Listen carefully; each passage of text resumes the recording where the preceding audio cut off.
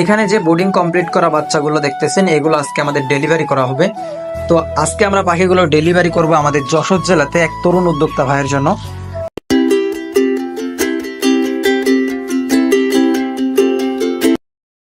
ভাই হচ্ছে ঈদের আগে আমার কাছ থেকে পাখি কালেক্ট করতে চেয়েছিলেন। তো ভাই হচ্ছে আমার পরিচিত একজন মানুষ। তো ভাই ঈদের আগে ঘর কমপ্লিট না হওয়ার কারণে ভাই বলেছিল যে ভাই আমি ঈদের পরে আপনাদের কাছ থেকে পাখি কালেক্ট করব।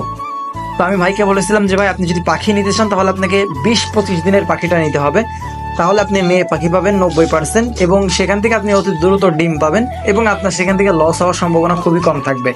তো ভাই বলেছিল যে ভাই আমি একটু কম বাজেটের ভিতরে পাখি নিতে চাই।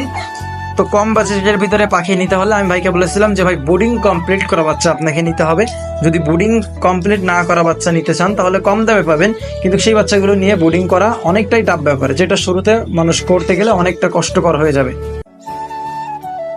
তো আমরা ভাইকে বলেছিলাম যে ভাই আপনাকে 13 থেকে 14 দিনের বাচ্চাটা নিতে হবে, সেটা ফুল বোর্ডিং কমপ্লিট করা থাকবে, ওদেরকে কোনো প্রকার তাপ দেওয়ার প্রয়োজন পড়বে না।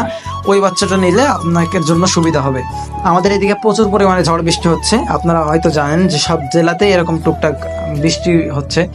তো ভাই বৃষ্টির মাঝেও আমাকে বলেছিল যে ভাই আপনার যদি পাখি রেডি থাকে তাহলে আপনি আমাকে জানান, আমি বিকেলের দিকে আসবো।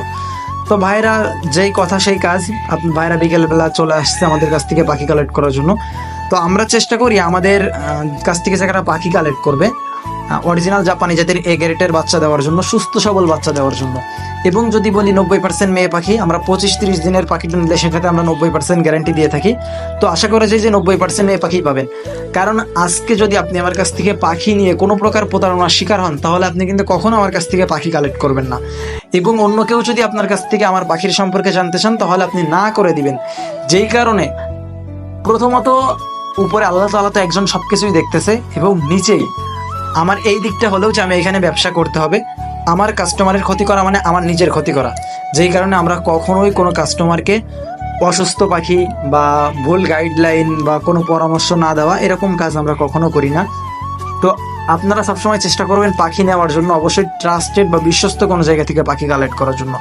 তো সকলে আমাদের জন্য দোয়া করবেন, আমাদের খামারের জন্য দোয়া করবেন। আল্লাহ তাআলা যেন আমাদের খামারে বারাকা দান করেন। আসসালামু আলাইকুম ওয়া রাহমাতুল্লাহ।